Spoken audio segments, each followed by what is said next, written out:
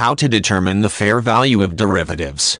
A derivative is a financial instrument that derives its value from another asset.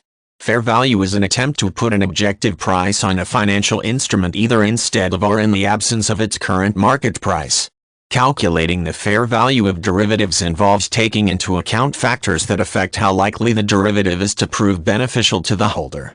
A company listing the fair value of derivatives on its balance sheet must follow certain principles such as tracking the value of the underlying asset. There are a wide variety of derivatives available.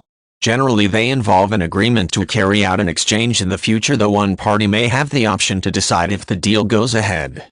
In each case, the terms of the exchange are based on the price or exchange rate of a separate asset that may and usually will change between the derivative deal being struck and the date of the agreed exchange. One or both parties in the derivative deal can sell on the rights to complete the deal, known as selling in position. In other words, the derivative is an asset in itself, complete with a market price.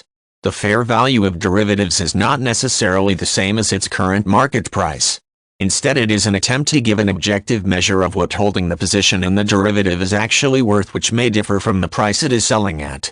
Most methods of measuring fair value use an objective formula, though deciding what factors to include in the formula is itself subjective. One of the most common examples of a formula to measure the fair value of derivatives is the Black-Scholes formula.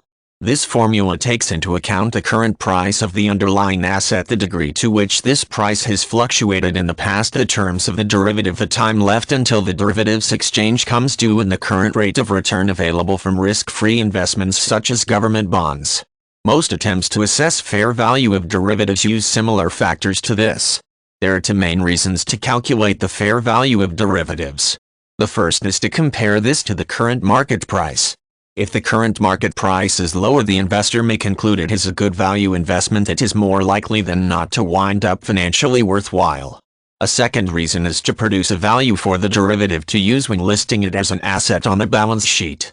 There are complicated rules about the way companies must make this calculation, depending on both which accounting regulations the company comes under and the precise type of derivative concerned.